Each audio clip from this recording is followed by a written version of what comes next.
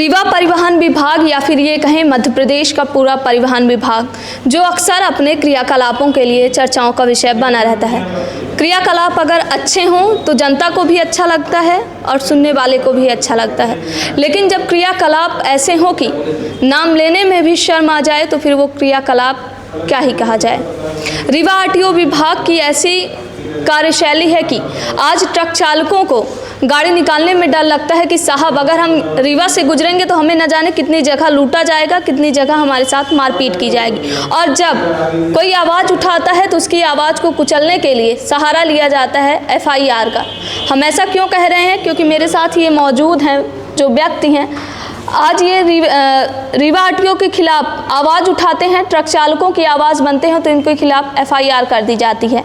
अब हम आपको कुछ भी बताएं इससे पहले जान लेते हैं इनसे। सर, सबसे पहले अपना परिचय हमारे दर्शकों को। मैं कमांडो अरुण गौतम हूँ, विधानसभा 70 त्योंथर और रीवा मध्य प्रदेश का मूल निवासी हूँ जी।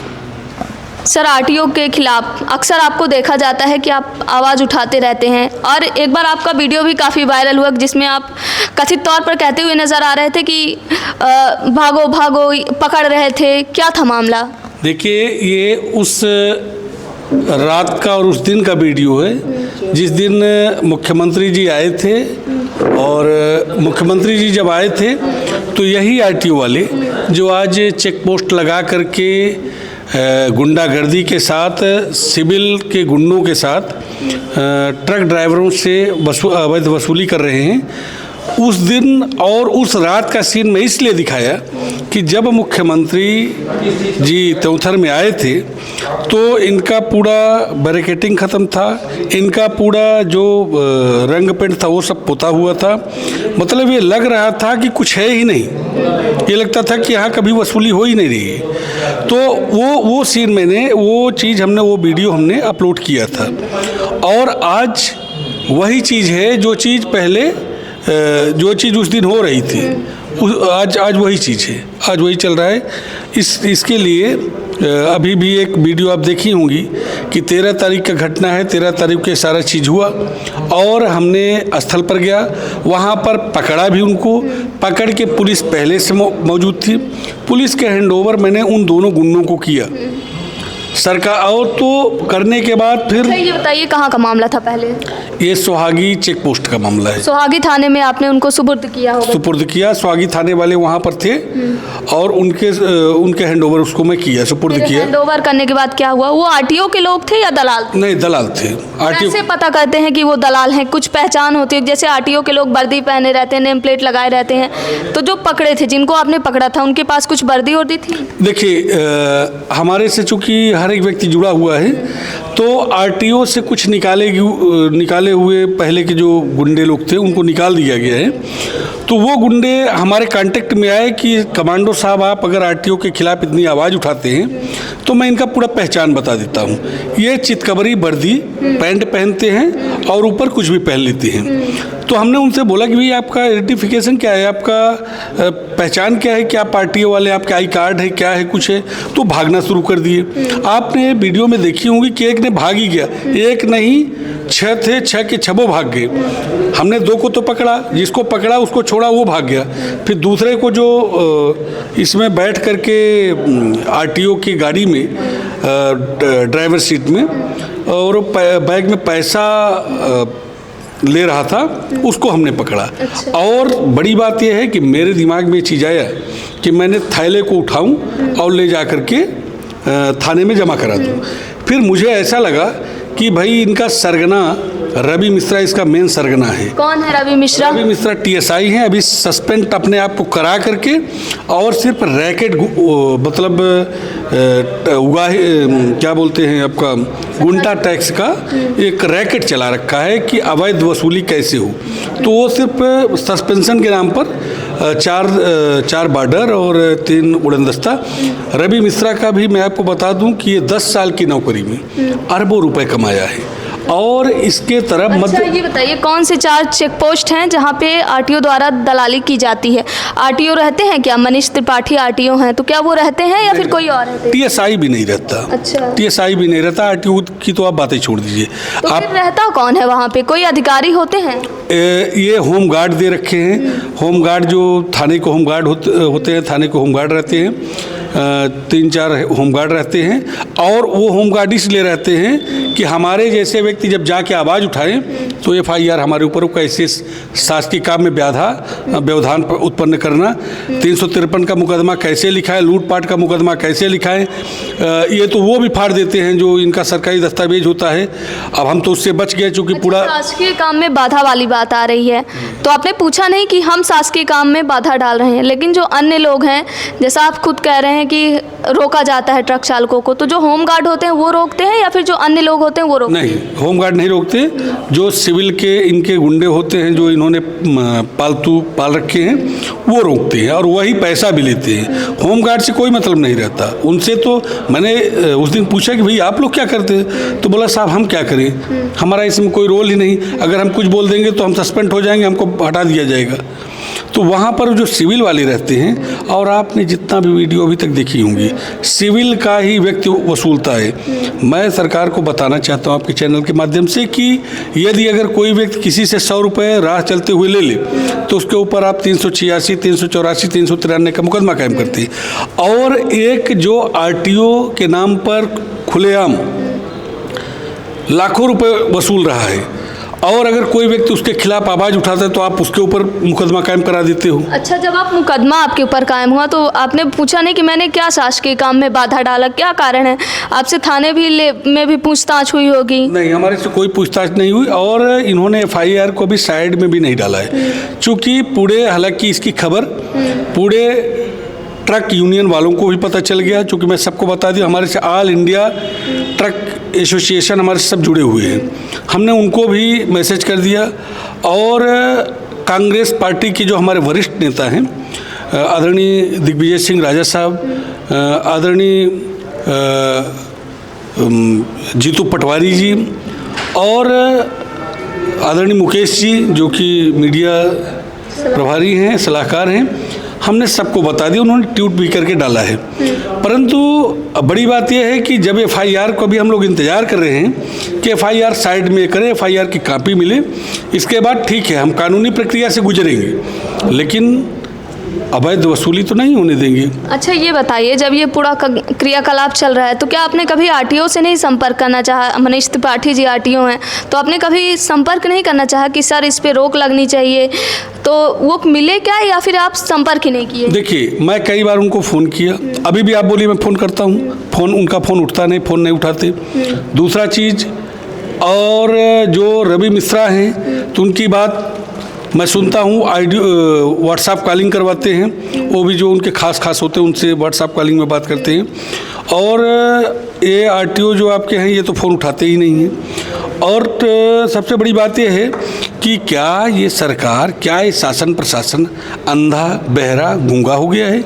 क्या आप लोग जो चैनल में चलाते हैं, जो ड्राइवर चीख के चिल्लाता है कि मुझे डंडे से पीटा गया, मेरा मोबाइल तोड़ा गया, मेरे से 20,000 लिया गया, मेरे से 30,000 लिया गया, तो क्या उनकी आवाज़, आपके चैनल की आवाज़ शासन प्रशासन नहीं सुन पा रही है?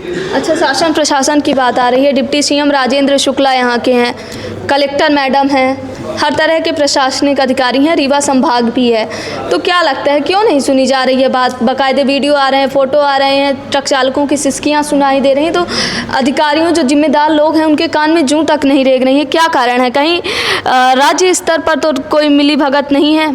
देखिए, सुनी तो जा रही है। अगर कमांडो आवाज़ उठाता है तो जिला बदल का पहले नोटिस दे देते हैं, मुख्यमंत्री का आगमन होता है तो जिला बदल का पहले नोटिस दे देते हैं। अगर हम चेक पोस्ट में ड्राइवरों की आवाज़ सुनने के लिए पहुँचे तो 353 का मुकदमा पहले मेरे ऊपर लगा देते हैं, और जब मैं एप्लीकेशन देता हूं कि भ्रष्टाचार इस पर, इसके खिलाफ कार्रवाई करिए, तो हमारे एप्लीकेशन को दरकिनार कर दिया जाता है। मतलब अभी लेटेस्ट कि जब आप आवाज़ उठाते हैं तो एफआईआर के नाम पे वो किया जाता है और चीज़ें होती हैं, लेकिन जब आप कहीं जाते हैं तो कुछ चीज़ ज़रूरतें होती है तो जिला बदर का नोटिस दे दिया जाता है। बिल्कुल इस तरह शासन प्रशासन का अभी हमने किसानों का आवाज़ उठाया तो जिला बदल का नोटिस तैयार हो गया कि जिला बदल कर दिए जाओगे, आपके ऊपर 16 मुकदमे 18 मुकदमे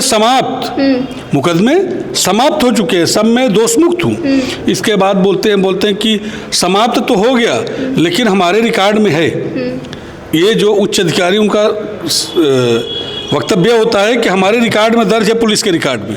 न्यायालय ने हमको दोष मुक्त कर दिया, पुलिस अधिकारी नहीं कर रहे, नहीं कर रहे हैं। मतलब ये कि न्यायपालिका से बड़े हो गए हैं अब पुलिस अधिकारी रीवा में। भाई आप ये बता दीजिए कि पूरा वीडियो आपका चैनल भी कवरेज किया है और आप लोगों ने चलाया है, पूरा स्पष्ट एकदम। जब पारदर्शिता रहती है मेरे ख्याल से तभी आप लोग किसी भी खबर को उठाते हैं। वीडियो बिल्कुल क्लियर है, क्योंकि मुझे पता था कि मैं जब जाऊंगा तो कवरेज के साथ ही जाऊंगा, ऐसे नहीं जाऊंगा। मुझे पता है कि ये सरकार सिर्फ हमको दबाने का काम करेगी, तो हम पहले से अपने तैयारी से गए थे कि अगर मैं वहाँ पर जाऊँगा तो पूरा कैमरा चालू रहना चाहिए, कैमरा ऑफ नहीं होना चाहिए। और एक नहीं, जितने मोबाइल हैं सबका मोबाइल चालू रहे। तो आप देखी भी होंगी वो सब चालू था। इसके बाद चौथर में IPS SDOP पदस्थ थे, बिना जांच किए मुकदमा मेरे ऊपर कायम करवा दिए। रीवा SP वरिष्ठ अधिकारी हैं और सुलझे हुए अधिकारी हैं और उनके संज्ञान में बात आई, वीडियो उन्होंने भी देखा होगा, फिर भी मुकदमा मेरे ऊपर कायम हो गया।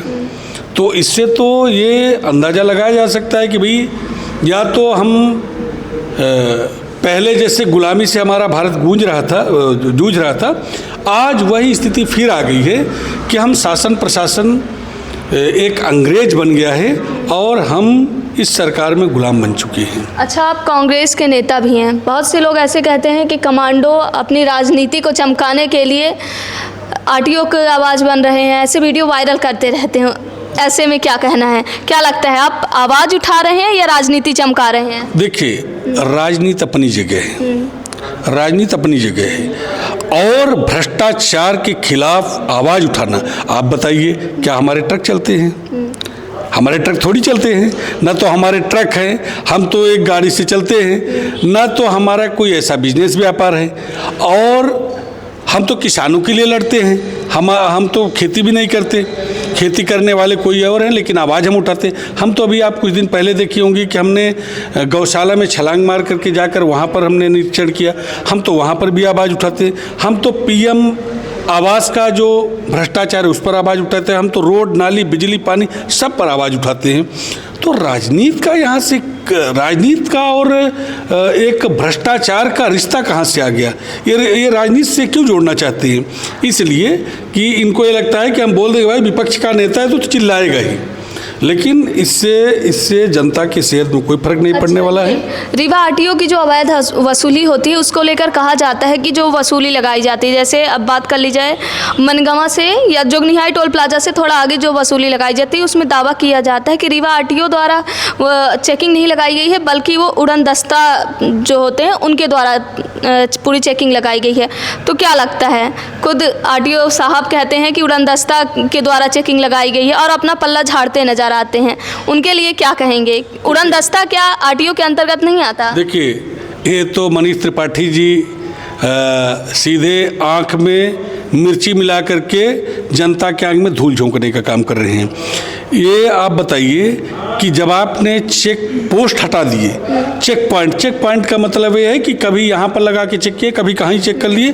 चेक पॉइंट का मतलब ये थोड़ी कि 24 घंटे वहाँ पर लगा कर और गुंडों को लगा दो, लाठी डंडा लेकर के बैठे रहें। हमने डंडा भी उस दिन जब्ती कराया था, पुलिस को डंडा भी जब्ती कराया था कि देखिए इस डंडे से लोग मारपीट करते हैं। तो ये तो नहीं है। मनीष त्रिपाठी जी में अगर थोड़ा बहुत भी 1%, हालांकि 1% भी ईमानदारी नहीं है, भ्रष्टाचार में पूरी तरह लिप्त है, ये मैं प्रमाण के साथ बोल रहा हूँ, ये मैं नहीं बोल रहा हूँ, ये प्रमाण बोल रहा है, ये ड्राइवरों की आवाज़ बोल रही है, ये मेरी आवाज़ बोल रही है। मैं अपने सामने स्वयं इसका परीक्षण किया हूँ, निरीक्षण किया हूँ और देखा हूँ। अगर उनमें थोड़ा भी हिम्मत है तो डिबेट हमारे सामने कर ले। राजनीति अपनी जगह है और वो तो अधिकारी हैं, वो करें डिबेट। मैं उनको बताऊँ, उनको जितना प्रमाण चाहिए मैं देने के लिए तैयार हूँ, लेकिन उनमें हिम्मत नहीं है।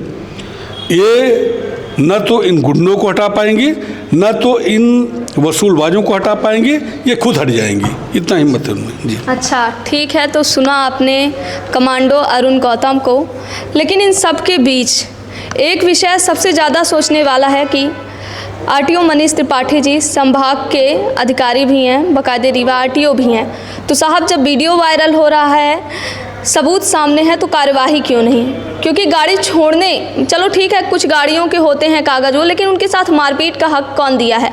क्योंकि ड्राइवरों की सिसकियां और उनके शरीर में चोट के निशान बयां करते हैं कि किस प्रकार जो आपके प्राइवेट गुंडे होते हैं, जो आरटीओ के प्राइवेट गुंडे होते हैं, किस प्रकार हाथ से गाड़ियों को रोकते हैं, और जब गाड़ी नहीं रोकी जाती तो बाकायदे ट्रक में चढ़ने की भी कोशिश की जाती है, और अगर चढ़ गए हैं जो दलाल हैं तो उनके साथ मारपीट की जाती है, बर्बरता की जाती है, और फिर मारपीट और बर्बरता के बाद बात पूरी क्रॉस की जाती है क्रूरता की हद, और उनसे डिमांड की जाती है पैसों की, और जब कोई पैसे नहीं देता तो उसकी गाड़ी जब्त की रहती है।